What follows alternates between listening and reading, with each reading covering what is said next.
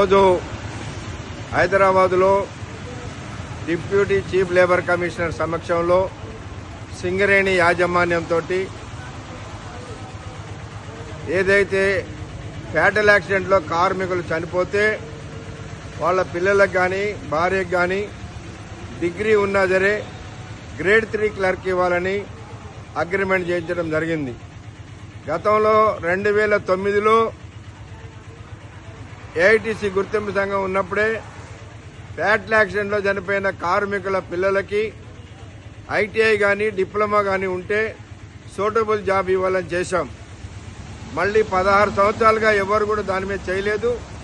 మళ్ళీ ఇప్పుడు ఏఐటీసీఏ డిగ్రీ ఉన్నటువంటి వాళ్ళకి గ్రేడ్ 3 క్లర్క్ ఇవ్వాలని అగ్రిమెంట్ చేయడం జరిగింది.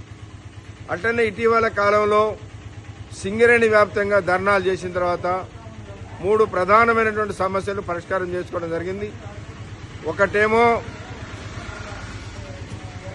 ఓపెన్ కాస్ట్లో పనిచేస్తున్న ఈపీ ఆపరేటర్లకి డి నుంచి సికి, సి నుంచి బికి వేకెన్సీతో సంబంధం లేకుండా టైం బౌండ్గా ప్రమోషన్ ఇప్పించేటట్టుగా చేసుకోగలిగాం. అట్లనే 190 మాస్టర్లైనటువంటి బదిలీ వర్కర్లందరికీ కూడా జనరల్ అసిస్టెంట్గా ఇవ్వాలనేది కూడా సర్క్యులర్ ఇప్పించుకోవడం జరిగింది. మొన్న హైదరాబాదులో ఈ లాభాల వాటా విషయం పైన కూడా పరిష్కారం చేసుకోవడం జరిగింది. ఈ యొక్క స్ట్రక్చర్డ్ మీటింగ్లో పెట్టినటువంటి సమస్యల పైన ఈ ధర్నా తర్వాత ఈ 4 డిమాండ్లు కూడా పరిష్కారం చేసుకున్నామని, ఇది కార్మికుల విజయంగా ఏఐటీసీ భావిస్తుందని తెలియపరుస్తా ఉన్నాం.